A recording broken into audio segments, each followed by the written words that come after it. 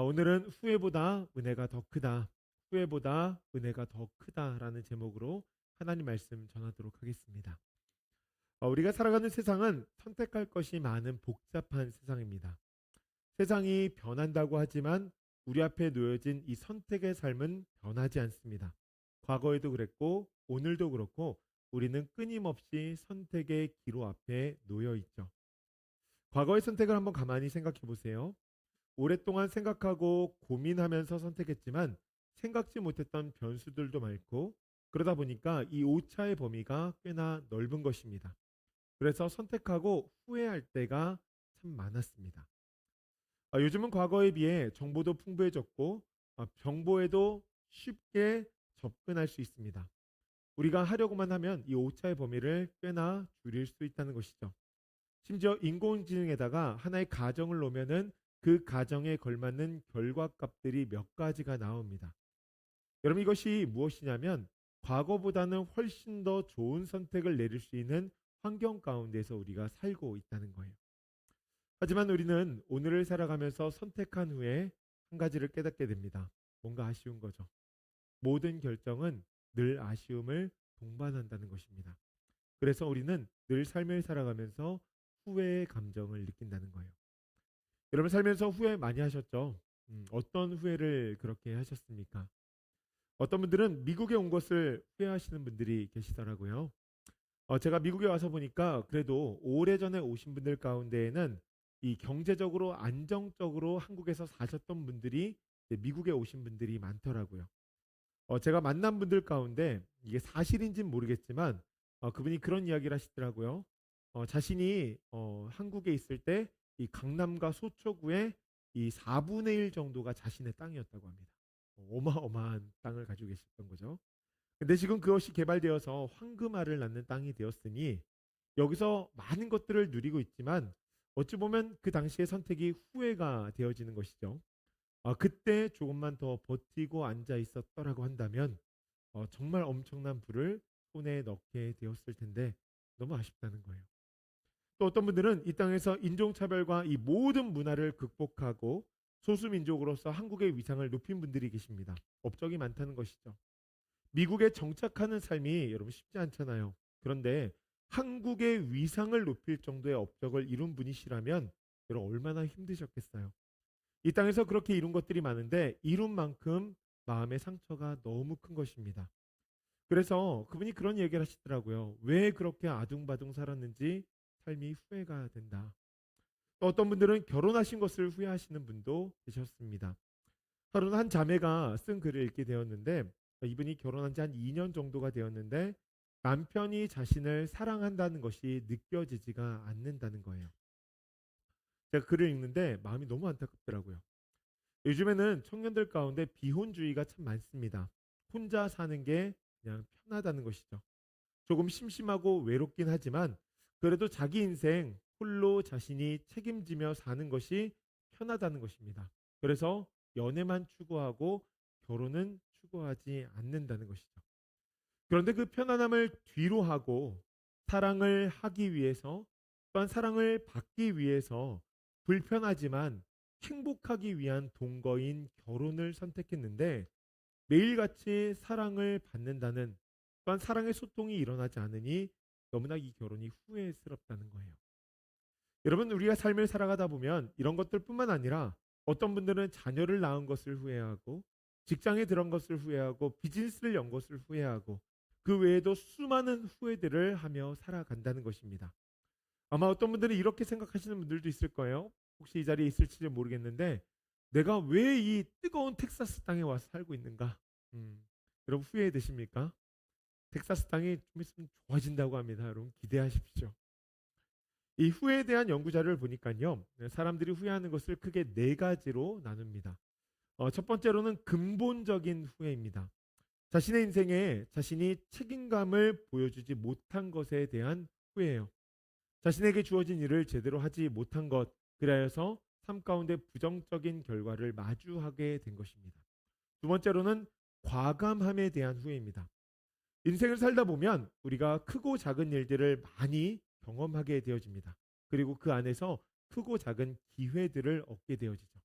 때로는 인생을 바꿀 만한 사람을 만나게 된다든지 인생이 바뀔 만한 사건을 마주하게 되어지는데 지나간 실패로 인하여서 삶이 너무나 신중해진 것입니다. 그러니 지나친 신중함으로 인하여서 그 큰 기회들을 놓치게 되었을 때 오는 후회가 과감함에 대한 후회라는 거예요. 셋째로는 도덕적 후회입니다. 자신이 잘못 삶을 살아가면서 타인이나 공동체, 사회에 부정적인 영향을 미치는 것을 의미하고요. 넷째로는 연결에 대한 후회입니다. 자신이 교만하고 태만한 습관이나 태도로 인하여서 이 인간관계가 끊어지는, 상실되어지는 후회가 있다는 거예요.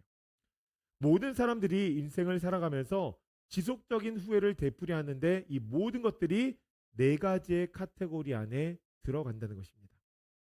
제가 가만히 생각해 보니까요. 이 말이 이런 의미 같아요. 세상에 완벽한 선택은 하나도 없다. 아무리 최선을 다해서 우리가 좋은 선택을 해도 그것이 시간적으로 상황적으로 잘못된 선택일 수도 있고 때로는 우리의 삶의 환경에 따라 또한 우리의 컨디션에 따라 후회하게 된다는 거예요. 후회를 피할 수가 없다는 것이죠. 그래서 생의 마지막 사람을 앞둔 사람들, 이 생의 마지막 시간을 바라보고 있는 사람들, 그 사람들은 자신의 삶을 뒤돌아보면서 후회한다고 합니다. 오츠 슈이치 작가가 쓴 죽을 때 후회하는 25가지라는 제목의 책이 있습니다. 이 책에 소재가 있어요. 1000명의 죽음을 지켜본 호스피스 전문의가 말하는 이 책은 한 의사가 죽음 앞에 선 사람들과의 대화를 이 에세이 형식으로 담은 책입니다. 이 25가지의 이야기가 쭉 기록이 되어져 있는데 제가 책을 읽어보니까 참 많이 공감이 되더라고요. 제 마음에 와닿는 것을 한 5가지로 추려봤는데 첫째로는 사랑하는 사람에게 고맙다를 하지 못한 것. 여러분 이거 후회가 된다. 사랑하는 사람들에게 고맙다고 좀 말을 많이 했으면 참 좋았을 텐데 그것이 아쉽다는 것이죠. 여러분 사랑하는 사람들에게 고맙다고 고백하며 살아갈 수 있는 우리 모두가 되어지기를 간절히 소원합니다. 우리 옆 사람 보면서 함께 인사할까요? 고맙습니다. 네, 고맙습니다. 네, 고맙습니다. 두 번째로 진짜 하고 싶은 일을 했더라면 되게 많은 사람들이 하고 싶은 일을 하지 못하면서 살아가죠. 그것이 상황이라는 핑계, 또한 내 삶의 제약이라는 핑계, 뭐 여러 가지 핑계를 두면서 하고 싶은 일을 못했다고 이야기합니다. 세 번째로 조금만 더 겸손했더라면, 네 번째로는 감정에 휘둘리지 않았더라면. 여러분 살면서 이 감정에 휘둘려서 한 말이나 행동 때문에 이 망친 일이 한두 가지가 아니죠. 그러니까 감정에 휘둘리지 않았더라면 이라는 후회를 한다는 거예요. 다섯 번째로 만나고 싶은 사람을 만났더라면. 저는 유명 작가들이나 그래도 목회를 열심히 하신 목사님들 좀 많이 만나보고 싶거든요. 그런데 그분들에게 연락을 하면은 이분들이 나를 어떻게 생각할까? 또 그분들이 나를 만나줄까? 싶은 마음에 의심이 들어서 연락을 하게 하는 것이 조금 고민되어질 때가 참 많이 있었던 것 같습니다. 그러다 보니까 만나서 인사이트를 풍성하게 얻을 수 있는데 그것을 자신 스스로 제약하면서 살아갈 때가 참 많은 것이죠. 그래서 저는 이 책을 보면서 용기를 내야 되겠다. 만나고 싶은 사람들이 있으면 그래도 전화도 해보고 한번 연락도 드려봐야 되겠다라는 생각을 했습니다. 책을 보면서 그런 생각이 들었어요. 25가지를 쭉 보면 우리의 인생 가운데 죽음과 같이 거절할 수 없는 것이 후회이구나. 우리의 삶 가운데 후회할 것이 너무나 많다는 것입니다. 여러분 생각해 보면 누군가 가르쳐 주지 않았는데 우리는 후회하면서 살아갑니다. 굉장히 잘하는 사람들도 있어요. 그래서 후에 국가대표 선발전 하면은 아마도 국가대표에 선발되어질 분들도 있을 것입니다. 여러분 이스라엘 백성들이 그러지 않았습니까? 이스라엘 백성들이 광야에 나와 힘들고 어려우니까 이 불평과 불만을 쏟아내기 시작하는데 자신의 입술에서 내뱉은 말이 가장 먼저 누구한테 들립니까? 자기 자신에게 들려지죠. 그것이 남들에게 들려지고 그 말이 들려져서 또 다시 입을 통해서 내뱉어지고 여러분 그러면서 온 이스라엘 백성들 안에 그 불평과 불만, 후회가 계속적으로 일어나는 것입니다. 그러니 이 마음의 통곡이 일어날 수밖에 없는 것이죠. 여러분 인생을 살면서 후회를 덜 할 수 있어도 안 할 수 없다라고 하는 것입니다. 실제로 이 책을 보면은 누가 후회를 덜하는가에 대해서 이야기를 합니다. 죽음을 인지하고 있는 사람이 후회를 덜한다고 합니다. 자신의 유한함, 자신의 시간의 제약적인 모습, 여러분 그런 것들만 생각해도 충분히 후회를 덜할 수 있다는 거예요. 굉장히 큰 지혜죠. 그러나 우리가 기억해야 될 것은 이 죽음조차도 우리의 후회를 막을 수가 없다는 것입니다. 여러분 실제로 사람들은요 후회하지 않기 위해서 굉장히 여러 가지 방법들을 동행합니다. 이 상황 복귀 능력이라는 것이 있어요. 과거에 고르지 않았던 이 선택들을 다시 선택해보고 시뮬레이션을 돌려서 내가 만약에 다른 것들을 선택했다면 어땠을까? 오늘날의 현실과 비교하면서 자신의 선택을 계속적으로 돌아보는 것입니다. 여러분 만약에 우리가 선행적으로 무엇인가를 선택하기 전에 계속 시뮬레이션을 돌려서 다양한 결과를 보고서 그 안에서 베스트를 선택한다고 한다면 우리가 후회하지 않을 수 있을까요? 저는 아니라고 생각합니다. 확실한 미래를 알면 우리가 후회하지 않을 수 있을까요? 그것도 아니죠. 여러분 오늘 본문에 베드로가 통곡하고 있는 모습을 한번 보십시오. 오늘 본문의 말씀을 보기 위해서는요. 이 누가복음 22장의 말씀을 전체적으로 살펴봐야 됩니다. 이 본문 앞에 나온 말씀의 내용 중에 가장 중요한 두 가지가 하나는 마지막 만찬, 예수님과 제자들의 마지막 만찬이고 두 번째로는 이 겟세마네 기도 가운데 일어난 사건입니다. 예수님께서 제자들과 이 마지막 만찬 하실 때 뭐 여러 가지 이야기를 하셨는데 그 중에 베드로에게 남기신 말이 있습니다. 사단이 너를 밀처럼 체질한다고 했으니까 믿음을 지켜라. 삶 가운데 힘든 일이 있고 고난이 올 것이 이 믿음을 지키라고 이야기합니다. 어찌 보면 이렇게 들렸을 수도 있을 것 같아요. 너 나에게 신의를 지켜라. 힘들고 어려운 일이 있어도 나 배신하지 마라. 그랬더니 베드로가 이야기를 듣고서 이렇게 아주 용감하게 이야기합니다. 그럼요. 저는요. 주님과 함께라면 지옥이든 감옥이든 죽음이든 함께 갈 것입니다. 여러분 이야기를 이렇게 해석할 수 있지 않을까요? 예수님 저에 대해서 잘 모르시는 것 같은데요. 저를 한참 잘못 보셨습니다.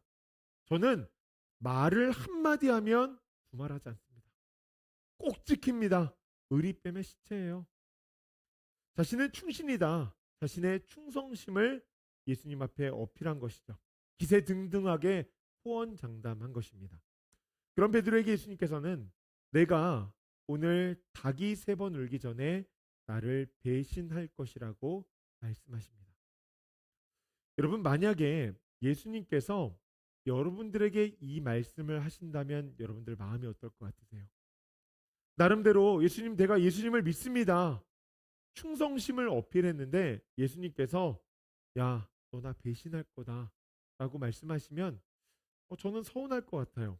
자존심도 상하고 그래서 그 말씀을 들은 이후로 나름대로 저는 그렇게 다짐을 하고 내가 한 말을 지키기 위해서 애를 쓰지 않을까라는 생각을 해봤습니다. 여러분 그렇게 그 말을 곱씹으면서 예수님과 겟세마네 동산에 올라갔어요. 그런데 거기서 자신의 의지를 보여줄 수 있는 이 상황이 딱 펼쳐집니다. 대제사장 무리가 이 예수님을 잡기 위해서 사람들을 보냈는데 한 역사에 따르면 60명에서 600명 정도를 보냈다고 하거든요. 그러니까 수많은 사람들을 보낸 거죠. 그때 베드로가 그 앞에서 가장 앞서 나서서 그 사람들을 저지하면서 말고의 길을 이제 잘라버리죠. 여러분 그리고 일어난 사건이 오늘 본문의 말씀이에요. 결국 예수님께서는 대제사장의 집에 끌려가셨습니다. 그리고 하나님을 신성모독했다는 죄목으로 엄청난 고난과 고초를 당하고 계시는 거예요. 그것을 수많은 사람들이 보고 있었어요. 그 안에 베드로도 있었습니다. 정말 예수님께서 무능력하게 무기력하게 그렇게 고난과 고초를 당하는 모습을 보면서 여러 가지 생각이 들지 않았을까요? 그때 한 하녀가 베드로를 보면서 이런 이야기를 합니다. 이 사람도 저기 잡혀있는 예수와 함께 하나님을 신성모독한 사람입니다. 그때 베드로가 뭐라고 합니까? 전 아닙니다. 난 아니라고 딱 답했대죠. 그리고 2번이나 더 사람들이 베드로를 고발하는데 그때마다 베드로는 나는 그를 모른다고 예수님 배신하죠. 여러분 그렇게 3번째 부인을 할 때 닭이 우는 거예요. 그 소리를 듣고 예수님의 말씀이 너무 생각나서 본문의 베드로가 통곡했다라고 하는 것이 오늘 본문의 스토리입니다. 여러분, 미래를 알아도요, 우리는 너무나 연약한 사람들이기 때문에 미래를 아는 크기보다 우리의 연약함의 크기가 훨씬 더 크다는 거예요. 그러니 우리의 선택 가운데서 후회할 수밖에 없다는 것이죠. 여러분, 베드로가 어떤 후회를 했을까요? 자신의 말을 뱉어내고 지키지 못한 것에 대한 후회가 있었을 것이고, 용감하지 못했던 것도 후회가 될 것이고, 예수님에게 신의를 지키지 못한 것도 후회가 될 것이고, 또한 예수님의 말씀을 믿지 못한 것도 후회했을 것입니다. 근데 성경을 보면요, 여러분, 이것이 베드로만의 문제가 아니라는 것을 우리가 알게 되어집니다. 성경에 나온 믿음의 사람들의 모습을 많이 보면 대부분 다 후회했다는 거예요. 여러분, 위대한 왕 다윗 한번 보십시오. 다윗이 이스라엘의 군대 장관으로 있을 때 사울의 핍박을 받기 시작합니다. 그렇게 궁에서 의심을 받기 시작하고 자신에게 창이 날라와서 목숨의 위협을 당하는 순간, 과거의 행적을 돌아보며 무엇이 문제였지?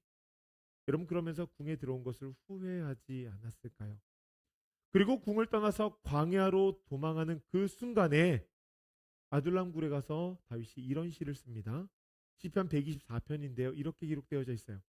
내가 소리내어 여호와께 부르짖으며 소리내어 여호와께 간구하는도다. 내가 내 원통함을 그의 앞에 토로하며 내 우환을 그 앞에 진술하는도다. 아멘. 광야를 떠돌다 보니까 모두가 자신을 떠나간 거예요. 이제는 믿을 사람이 단 한 사람도 없습니다. 여러분, 그 비참함을 주님 앞에 토로한 것이죠. 어디서부터 잘못되었을까? 내가 형들에게 도시락을 전해준 것부터가 잘못인가? 골리앗을 쓰러뜨린 것이 잘못일까? 아니면 블레셋과의 전쟁 가운데서 승승장구를 한 것이 잘못인가? 아니면 다윗, 사울과 함께 내가 승전보를 전하기 위해 성으로 들어간 것이 잘못인가? 여러분, 별의별 생각을 다하며 지난 날들을 후회하지 않았을까요? 여러분, 이런 후회에 빠져 있으면요, 삶이 굉장히 무거워집니다. 후회가 만들어내는 삶이 있거든요. 여러분, 이것이 죄의 짐과 비슷합니다. 첫째로 우울감입니다. 잘못된 선택에 대해서 부정적인 감정에 빠지게 되어지고, 그것은 우리를 필히 어둠의 길로 인도하게 되어진다는 거예요. 두 번째로는 강박적인 사고입니다. 내가 만일 이것을 좀 다르게 했더라면 달랐을까? 과거 삶에 대한 이 부정적인 인식이 계속적으로 반복되어지는 거예요. 그러다 보니까 이 과거에 매이게 되어지는 것입니다. 여러분, 오늘을 살아가는데 지나간 날들에 매여 살면 얼마나 힘들겠어요. 세 번째로는 자존감이 저하됩니다. 후회에 후회를 곱씹게 되어지면 무기력해지고 무능력해집니다. 내가 과거에 실수해서 이런 결과를 오늘 맞았으니 오늘도 이 선택을 하기가 매우 어려운 거예요. 이 절망의 구렁텅이에 빠져버리는 것이죠. 결국 어떻게 될까요? 지나간 과거의 행적 때문에 거기서부터 헤어질 수가 없으니까 스스로 자책하며 미래를 향해서 한 발자국도 움직이지 못하는 것입니다. 이미 모두 지나버렸는데, 과거에 속해버렸는데, 그 과거에 매여 오늘의 삶이 너무나 고통스러운 것이죠. 오늘의 삶만 고통스럽습니까? 그렇잖아요. 소망을 바라보지 못하니까 더 힘든 것이죠. 여러분, 삶을 살아가면서 소망이 보이지 않는 것이 얼마나 힘든지 아십니까? 절망적인 상황 가운데서는 그것이 여러분 익스트림하게 너무나 크게 느껴집니다. 오늘의 삶이 회의적인데 내일의 삶도 회의적일 것이다. 오늘도 돈을 못 벌었는데 내일도 돈을 못 벌 것이다. 오늘도 힘든데 내일도 힘들 것이다. 여러분, 이 소망 없는 삶이 얼마나 삶을 힘들게 하는지 몰라요. 그러니 이 서서히 목을 조인다고 하죠. 아무리 합리화하고 정당화해도 해결되어지지 않습니다.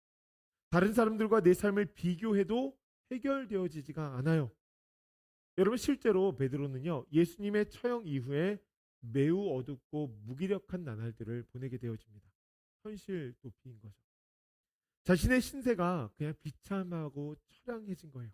삶이 후회로 가득 차버린 것입니다. 여러분, 만약에 여러분들의 자녀가 그런 후회 가운데 방 안에 갇혀서 침대에 누워 있다고 가만히 한번 생각해 보십시오. 한 아이가 너무나 자신의 마음이 후회가 되어서 그 후회로부터 벗어날 수가 없어서 매일같이 막 일주일 한 달 동안을 그런 방 안에 갇혀 있다고 생각해 보세요. 부모는 절대 가만두지 않을 것입니다. 하나님도 같아요. 여러분 전능하신 하나님께서 그렇게 후회하며 무기력하게 무능력하게 사는 그 사람들을 절대 그냥 두시지 않습니다. 마라에서 쓴물을 경험하고 있는 이스라엘 백성들에게 어떻게 하십니까? 단물을 주셨어요. 후회로 가득 찬 삶을 살아가고 있는 베드로에게 찾아가 주셨다는 거예요. 여러분 그렇게 오늘 우리에게도 주님은 찾아와 주신다는 거예요. 여러분 그 찾아와 주시는 것 자체가 뭐예요? 은혜라고 하는 것입니다. 어둠으로 가득 차 있는 이 세상 가운데 한 줄기의 빛이 내 앞에 비추어지는 거예요. 예수님은 그렇게 자포자기한 채 완전히 과거에 붙들려 있는 베드로에게 찾아가십니다. 후회와 수치심에 가득한데 베드로의 마음을 만져주시고 그를 일으켜 세우시죠. 그리고 그에게 사명을 더해 주십니다. 사랑한다 말씀해 주시고 나를 사랑하냐고 물어봐 주시고 내 양을 치고 내 양을 먹이라. 나를 사랑하는 마음으로 교회를 세워가라고 말씀하십니다. 여러분 이 말씀 뭘까요? 과거에 매여 있지 말라. 삶 가운데 기쁨을 회복하라는 것입니다. 이 땅 가운데에서 하나님의 정의와 공의가 펼쳐지는 하나님의 나라를 세워가라는 거예요. 여러분 요한복음 21장에 예수님과의 만남을 한 베드로의 모습이 이제 사도행전 말씀에 쭉 기록이 되어져 있는데 그의 모습이 어떻습니까? 모든 후회를 벗어버렸어요. 그럼 무엇일까요? 여러분 후회의 옷을 입고 있을 때 예수 그리스도를 만나게 되어지면 그 후회의 옷을 벗게 되어진다는 것입니다.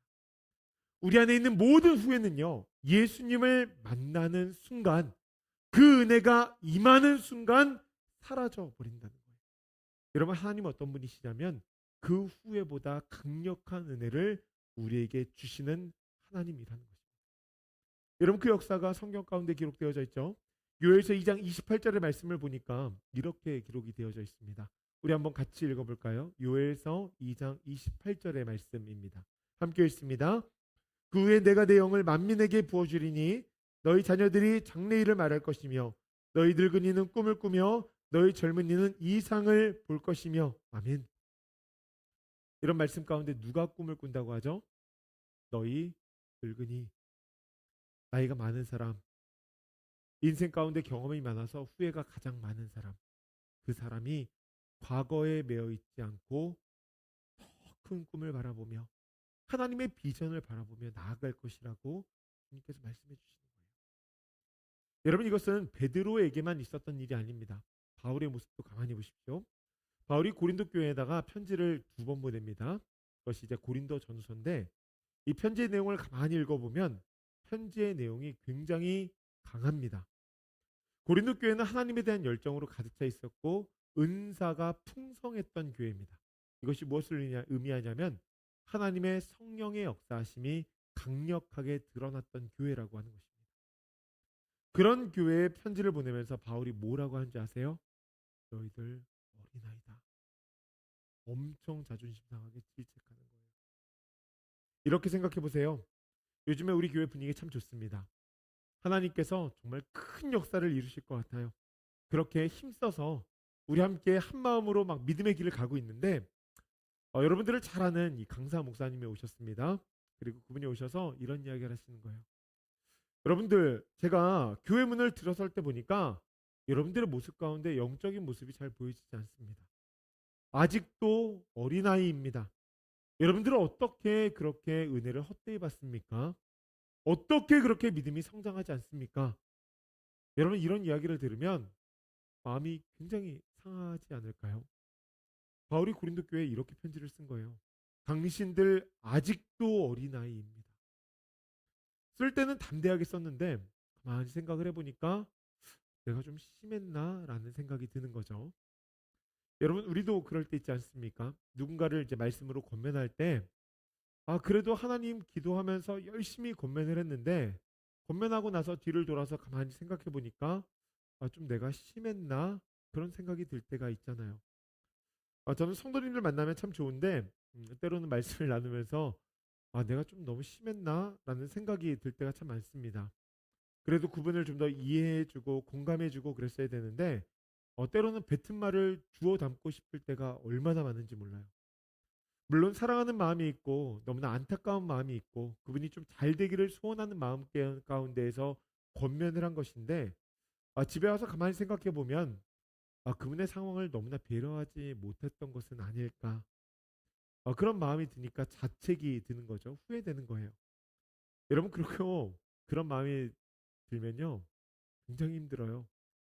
성전에 혼자 앉아서 하나님 영혼을 세우라고 하나님께서 저를 세우신 것 같은데 제가 혹시나 영혼을 죽이는 사람이 아닙니까?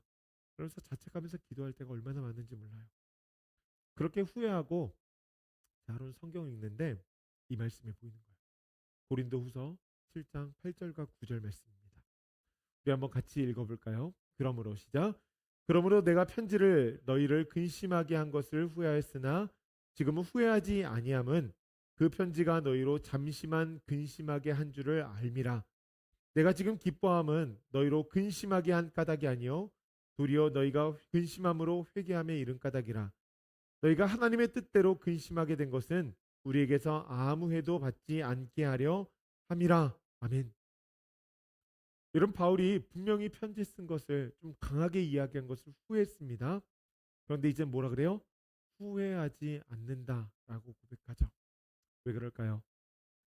하나님께서 이 바울의 권면을 선하게 사용하셔서 고린도 교회를 근심의 길로 더 나아가 회개의 길로 인도하셨기 때문입니다. 그들을 새로운 심령으로 세우셨다는 거예요. 여러분 인간은 후회합니다. 피할 수 없는 선택이죠. 그 후회하는 사람에게 하나님께서 어떤 일을 행하십니까? 은혜를 더하세요. 큰 은혜가 더해지니까 여러분 이 과거의 후회가 우리 삶 가운데 든든한 반석이 되어지는 것입니다. 하나님께서 어디 위에 교회를 세우신다 그래요? 그 반석 위에 교회를 세우신다. 우리가 후회감에 찌들어서 과거에 얽매여서 그냥 노예처럼 정말 힘들게 삶을 살아가는 것이 아니라 성령께서 거하시는 성전으로서 하늘의 소망을 바라보며 삶을 살아가게 하신다라고 하는 거예요. 여러분 후회보다 더 큰 은혜를 주신다는 것입니다. 말씀을 마무리하려고 합니다. 나딘 스티어가 쓴 만일 내가 인생을 다시 산다면 이라는 제목의 시가 있습니다. 제가 잠시 읽어드릴게요. 만일 내가 인생을 다시 산다면 이번에는 용감히 더 많은 실수를 저지르리라. 느긋하고 유연하게 살리라. 그리고 더 바보처럼 살리라. 매사에 심각하게 생각하지 않을 것이며 더 많은 기회를 붙잡으리라. 더 많은 산을 오르고 더 많은 강을 헤엄치리라. 아이스크림은 더 많이 그리고 콩은 조금 더 먹으리라. 어쩌면 실제로 더 많은 문제가 있을 수도 있겠지만 일어나지도 않을 걱정거리를 상상하지는 않으리라. 저는 이 시를 계속적으로 묵상하는데 그런 생각이 들었습니다. 하나님의 은혜를 경험한 자의 담대함이 이 시 안에 묻어 있는 것 같은 거예요. 이번에는 용감히 실수를 저지르리라. 더 많은 기회를 붙잡으리라. 걱정거리 상상하지 않으리라. 여러분 왜 그렇습니까? 예수님께서 우리와 동행하시니 하나님께서 우리에게 은혜를 더하여 주시니 우리가 새로운 삶이 되어져서 늘 소망을 품고 그 믿음으로서의 길을 걷게 되어진 것이죠. 여러분 실제로 우리의 삶은 날마다 죽노라. 이 바울의 고백처럼 또한 이전 것은 지나갔으니 보라 새 것이 되었도다. 만일 내가 새로운 인생을 산다면 여러분 우리는 진짜로 새로운 인생을 살고 있다는 것이죠. 그러니 과거의 후회에 붙잡혀 있는 것이 아니라 새로운 피조물로서 새로운 은혜를 갈망하며 경험하며 앞으로 나아가야 된다는 거예요. 전 설교를 준비하면서 제 마음을 한번 가만히 뒤돌아봤습니다. 나는 도대체 어떤 후회에 붙잡혀 있는가? 아마도 여러분들 오늘 말씀을 듣는 여러분들의 마음 가운데도 분명히 한 가지는 있을 거예요. 나는 도대체 어떤 과거의 후회에 붙들려 있는가? 여러분 그것을 위해서 기도하기를 간절히 소원합니다. 그 위에 하나님의 은혜가 임해야 합니다. 그 은혜가 임할 때 여러분 후회보다 더 큰 은혜, 그 은혜가 임할 때 하나님께서 우리를 믿음의 길로 인도하고 계시다는 사실을 경험하게 되어지고 우리의 삶이 더욱더 믿음으로 굳건해지는 그리스도의 군사의 삶이 되어진다라고 하는 거예요. 우리 사랑하는 조이필교회 성도님들, 은혜를 더 크게 갈망하시기를 간절히 소원합니다. 그 은혜는 실수보다도 크고 후회보다도 크다는 거예요. 그렇기 때문에 우리를 믿음의 삶으로 이끌기에 부족함이 없다는 것입니다. 여러분 그 십자가를 바라보며 이번 한 주간도 하나님의 은혜 가운데 승리하며 살아갈 수 있는 우리 성도님들 되시길 주님의 이름으로 간절히 축복합니다.